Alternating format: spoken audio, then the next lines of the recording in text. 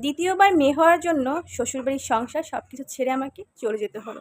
আমার স্বামী আমাকে ডিভোর্স দিল। আমাদের বিয়েটা হয়েছিল ভালোবেসে। বিয়ে হয়েছিল ৭ বছর আগে। বিয়ের ২ বছর পরেই আমার বাচ্চা কনসিভ করলো। আমার একটা মেয়ে হলো। আমার শাশুড়ি যখন থেকে আমার মেয়ে হয়েছে, তখন থেকে আমাকে বলল, "তুমি আবার বাচ্চা নাও। আমার কিন্তু নাতনি পছন্দ না, নাতি পছন্দ।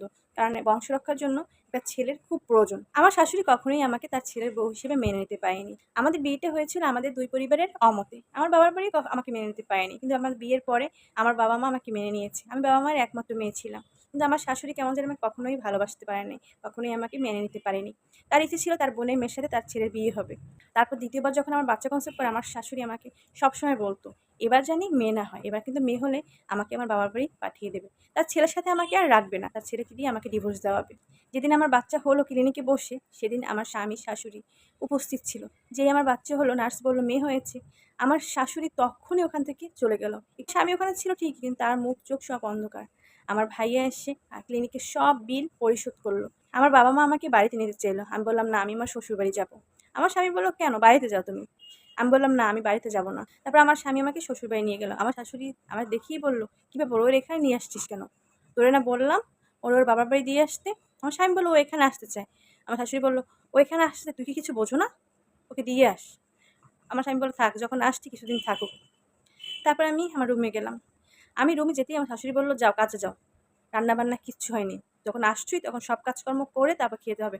আমি বলি, "মা, আমি তো অনেক অসুস্থ, আমি তো ঠিকভাবে দাঁড়াতেই পারি না।" বলে, "এত অজুহাত চলবে না। তুমি যাও, কাজে যাও।" আমি বললাম, "না মা, আমি আজকে প্রচুর অসুস্থ, আমি যেতে পারবো না।"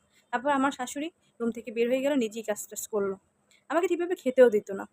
তার ২ দিন পরে আমি মোটামুটি একটু সুস্থ হয়ে আমি সব কাজকর্ম করা শুরু করলাম। আমার মেয়ের বয়স যখন ১৫ দিন, তখন কাজ করতে, করতে আমি একদিন হঠাৎ করে ভীষণ অসুস্থ হয়ে পড়ি। অসুস্থ হয়ে যাওয়ার পর আমার শাশুড়ি বলল, "কি ব্যাপার? শুয়ে আছো কেন?" আমি বললাম, "মা, শরীরটা আমার খুব খারাপ লাগছে।" বলে, "খুব খারাপ লাগলে কাজ হবে না। সব কাজ করতে হবে।" তারপর আমারও কেমন জানি একটু রাগ হলো। আমি আমার শাশুড়ির সাথে মোটামুটি ভালোই তর্ক শুরু করলাম। আমার স্বামী তখন অফিস থেকে চলে আসতো। এসে দেখে তার মার সাথে আমি তর্ক করি। কোনো কিছু জিজ্ঞেস না করেই আমার গায়ে হাত তুলল। আর আমাকে বলল, "তুই বাসা থেকে বের হয়ে যা।" তো আমার স্বামী তার মোবাইলটা বের করে আমার বাবাকে ফোন দিল আমার সামনে বসে। বলল, "আপনার মেয়েকে এসে নিয়ে যান।" প্রায় ২ ঘন্টা পরে আমার বাবা আসলো। তখন আমি আমার বাবার সাথে এক কাপড়ে বের হয়ে চলে গেলাম। আমার কিংবা আমার মেয়েদের কারো কাপড়-চোপড় আমি নিলাম না। কিছু আমার খুব কষ্ট হচ্ছিল। তারপরে কিছু করার ছিল না। আমি আমার ২ মেয়েকে নিয়ে তখন বাবার সাথে বাবার বাড়ি চলে আসি।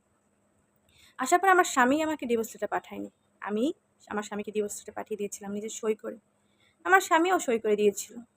আমাদের ডিভোর্স হওয়ার ২ দিন পরে শুনি আমার স্বামী তার খালাতো বোনকে বিয়ে করেছে। তো আমার ডিভোর্সে ৩ বছর পর আমার আবার বিয়ে হয়েছে।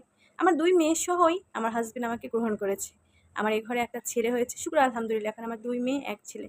শুনেছি আমার আগের স্বামীর এই ঘরে যমজ ২ টা মেয়ে হয়েছে। ছেলে-মেয়ে স্বামীর জন্য দোয়া করবেন।